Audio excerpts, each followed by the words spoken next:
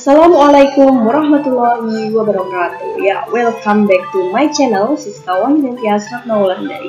Halo, apa kabar teman-teman semuanya? Semoga senantiasa sehat selalu dan juga tetap semangat ya untuk teman-teman.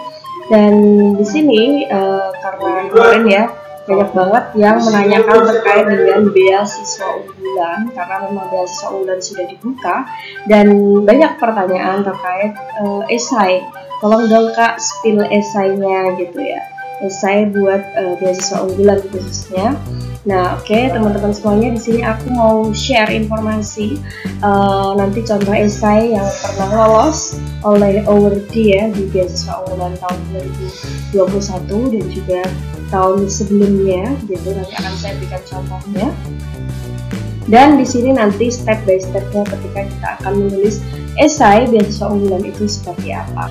Oke, namun buat teman-teman yang belum klik tombol subscribe-nya, untuk klik terlebih dahulu tombol subscribe-nya dan juga aktifkan tombol loncengnya agar selalu mendapatkan notif dari aku, karena next time aku bakal share informasi seputar beasiswa unggulan dengan keberkasan yang lainnya yang masih banyak banget ditanyakan melalui DM Instagram aku. Oke, langsung saja kita langsung fokus ke esai ya. Nah, di sini yang pertama harus kalian pahami terlebih dahulu adalah memahami seluruh ketentuan kepenulisan teman-teman. Nah, jadi kalau di beasiswa unggulan itu sudah memberikan ketentuan ya untuk membuat penulis esai itu temanya apa. Nah, temanya biasanya masih selalu sama ya, dari tahun ke tahun. Tema berupa Aku Generasi Unggul Kebanggaan Bangsa Indonesia, dan dituliskan nanti dalam kertas A4 dengan jenis format ya atau font, jenis font Times New Roman, ukuran 12 dengan spasi 1,5 line dan terdiri dari program sarjana minimal 1000 kata dan program magister 1500 kata. Nah, dan selama menulis esai di sini kalian harus mentaati peraturannya ya. Meskipun nanti esai kalian bagus banget tulisannya, tapi kalau kalian keluar dari aturan, ketentuan, maka akan mengurangi poin kalian teman-teman. So, buat teman-teman pahami ketentuan kepenulisan terlebih dahulu. Oke, next. Nah, cari esensi tema. Nah, temanya memang sudah ditentukan dari pihak beasiswa unggulan ya. Tapi apakah nanti kita akan menuliskan sesuai dengan tema kan? Maksudnya apakah judulnya ya tadi tema itu gitu ya. Nah, jadi kita nanti di sini mengira-ngira apa yang akan kita tulis apabila belum tahu esensinya. Nah, jadi silakan nanti kita di sini tahu terlebih dahulu esensi dari tema yang sudah diberikan. Nah, oke. Di sini misalnya nih, melalui tema yang tadi ya, itu bisa kita ambil esensinya gitu, menggambarkan keunggulan yang kita miliki dan kontribusi apa sih yang akan kalian berikan sebagai generasi penerus bangsa Indonesia yang akan diaktualisasikan melalui sebuah tulisan. Nah, di sini cobalah untuk menuliskan esai itu yang bisa menjadi jendela bagi orang lain, khususnya pihak beasiswa unggulan, untuk lebih mengenal apa keunggulan dan peran kita sebagai generasi penerus bangsa Indonesia ya teman-teman. Nah, ini jadi silakan dari tema tersebut masih bisa dikembangkan untuk esensi sebagai kita akan menulis bagaimana. Nah, kemudian catat poin-poin penting yang akan kamu jelaskan. Kita di sini akan menulis tentang apa keunggulan diri kita dan peran apa yang kita ambil untuk bangsa ini. Nah, bingung juga ya kalau misalnya kita harus menjelaskan bagaimana gitu. Nah, di sini sebaiknya memang kita akan sangat membutuhkan buku untuk mencatat poin-poin apa saja yang akan kita jelaskan. Kalau di pelajaran bahasa Indonesia biasanya ada yang namanya pikiran pokok atau ide pokok. Nah, pikiran-pikiran pokok inilah yang nantinya harus kalian catat dan jabarkan melalui kalimat nantinya. Jadi dari ide pokok terus kemudian kita buat atau kita susun berupa kalimat. Gitu ya teman-teman. Nah, berikutnya ya, di sini evaluasi dan urutkan pokok pikiran. Nah, kalau misalnya kalian sudah ketemu dengan pokok pikirannya, sebaiknya evaluasi kembali dan urutkan pokok pikiran itu supaya saling berkaitan. Nah, sehingga setiap paragraf yang dihasilkan itu bisa nyambung teman-teman. Karena memang ketika menulis sebuah esai, kita nulisnya loncat-loncat nih, tidak urut, itu juga akan mengurangi poin teman-teman. Kurang bagus juga ketika kita baca, nggak enak gitu ya. Ini kok kesana kemari gitu, sebenarnya arahnya kemana nih gitu. Nah, misalnya nih, pada paragraf awal ya, itu membahas tentang latar belakang keluarga. Nah, akan lebih sesuai apabila paragraf selanjutnya itu kita membahas mengenai kegagalan dan motivasi untuk bangkit dan sukses. Nah, ini akan lebih baik bila dibandingkan dengan langsung kalian membahas keunggulan-keunggulan yang kalian miliki, gitu teman-teman. Nah, contoh ya teman-teman, di sini di paragraf pertama kita sudah membahas latar belakang dari keluarga menengah dengan banyak keterbatasan misalnya. Kemudian di paragraf kedua, oleh karena keterbatasan tersebut, saya sering mengalami kegagalan. Nah, kegagalannya apa saja nanti dijabarkan. Kemudian di paragraf ketiga, meskipun demikian, saya memiliki mimpi besar dan tekad yang kuat untuk mencapai kesuksesan dan berperan untuk bangsa Indonesia. Nah, ini kembangkan setiap ide pokok menjadi paragraf yang saling berkaitan. Selain karena juga tujuannya adalah biar enak dibaca, tapi kita akan memberikan feel dari tulisan ini ketika dibaca oleh para pembaca gitu. Kemudian adalah mulailah untuk menulis. Jadi di sini kalian harus mencoba untuk menulis semua yang terfikirkan oleh kalian. Jangan ditunda-tunda, segera tuliskan sebelum kalian akhirnya nanti lupa. Jadi ya udah sih, tulis aja dulu gitu ya. Masalah nanti hasilnya bagus, sudah sesuai urut atau bagaimana, itu nanti teman-teman. Nanti akan masih ada proses editing gitu. Nah, di sini kita fokus aja dulu, nulis aja dulu apa yang menjadi ya memang itu diri kita, pengalaman kita gitu.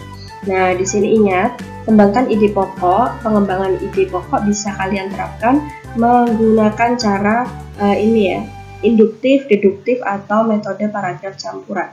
Ini juga sudah kalian pelajari ya ketika di pelajaran bahasa Indonesia di SMA.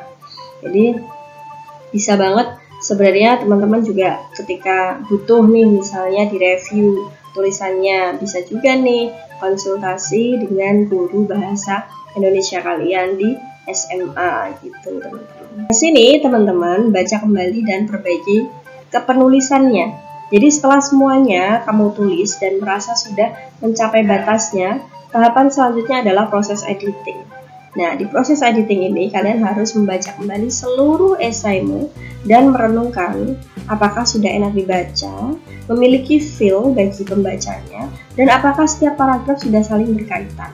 Ketiga hal tersebut bisa menjadi fokus di tahapan editing ini. Jadi silakan teman-teman semuanya untuk bisa dan mau ya menyempatkan waktunya benar-benar maksimal buat membaca, mereview kembali.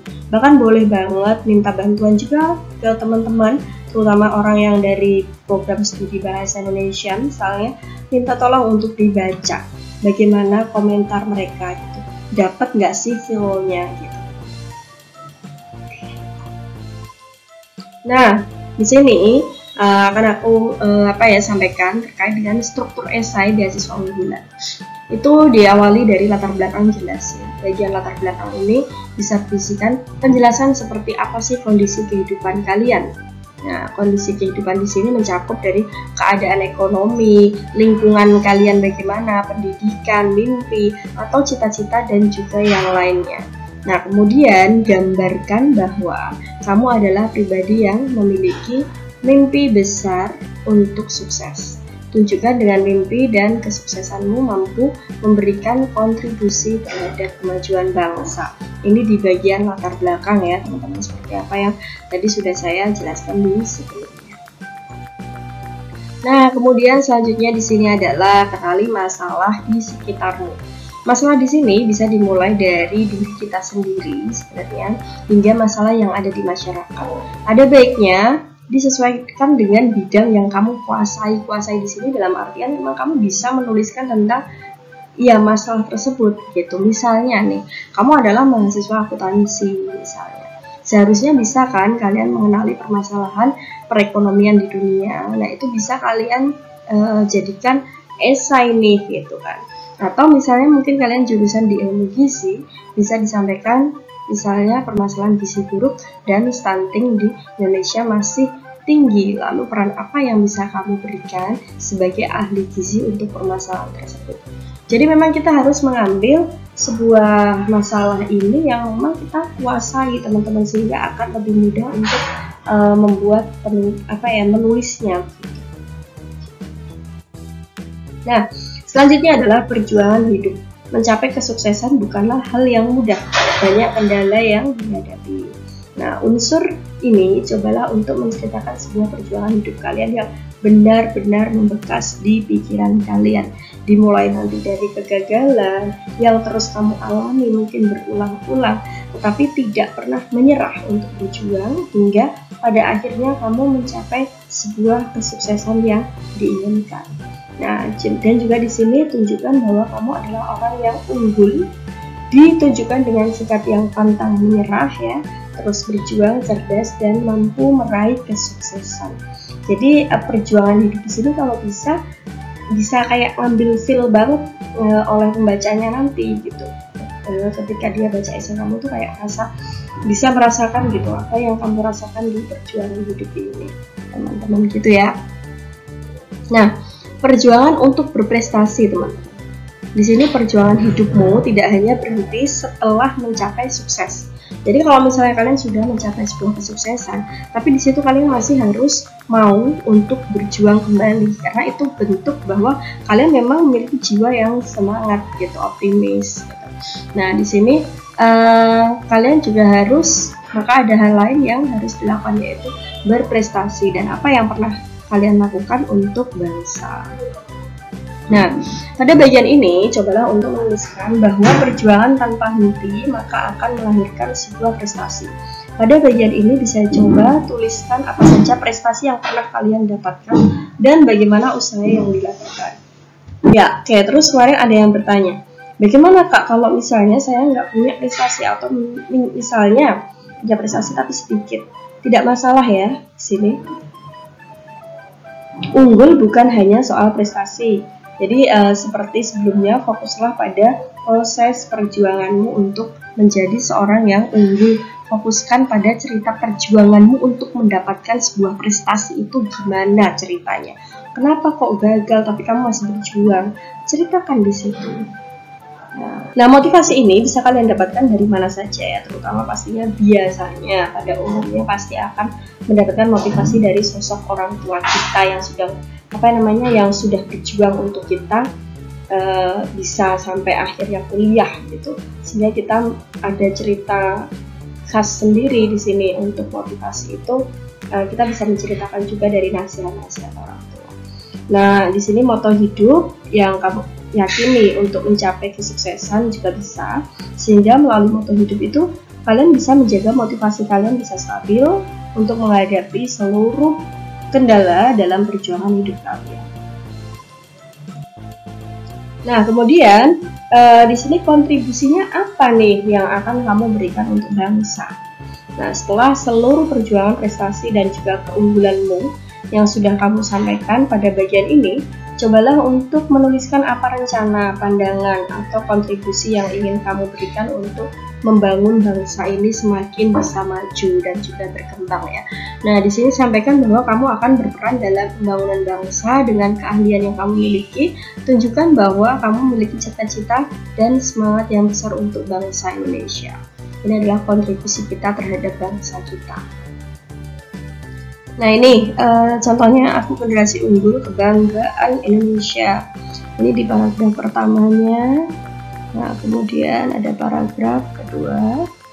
Paragraf pertama dia lebih menjelaskan tentang dirinya dan juga daerah gitu. Ada fotonya juga, ini dari Kak Hairul Soleh, awardee dari beasiswa unggulan UIN Jakarta teman-teman.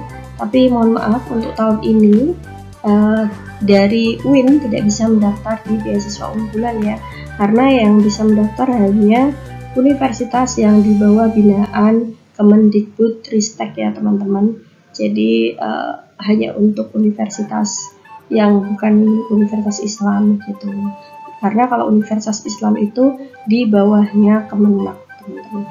Nah ini banyak banget kan, karena kan tadi minimal banget 1.000 untuk sarjana programnya, untuk magister 1.500 kata gitu teman-teman. Nah ini dari setiap paragraf per paragraf itu kalau bisa memang satu paragraf jangan panjang banget ya sebenarnya teman-teman. Ada aturan penulisan sebenarnya kalau kalian sering nulis, bahwa sebaiknya satu paragraf itu hanya berisikan sekitar maksimal banget 5 kalimat misalnya, langsung kita ganti lagi paragraf berikutnya. Tapi lagi-lagi dari setiap paragraf itu harus nyambung. Nah ini sumbernya ya teman-teman, kalau kalian pengen langsung tanya-tanya ke Kak Hairus Soleh gitu. Tapi ini udah lama kalau Kak Hairus Soleh. Kemudian ini ada esai berikutnya tentang kontribusiku sebagai generasi unggul untuk mewujudkan Indonesia Maju 2045. Ini awardee di tahun 2021 teman-teman, maaf. Nah ini ya esainya dari Kak Muhammad Fadli. Kak Muhammad Fadli ini memberikan contoh esai 1 dan esai 2. Memang ada perbedaan meskipun judulnya masih sama ya teman-teman, tapi dari segi isi saya baca beda teman-teman. Nah jadi silakan kalian bisa segera mencoba untuk menulis dengan beberapa panduan tadi yang saya sampaikan, dan jika ini contohnya sudah ada begitu, semoga bisa menjadi sumber referensi kalian munculnya ide-ide kalian untuk menuliskan esai yang sebaik mungkin gitu.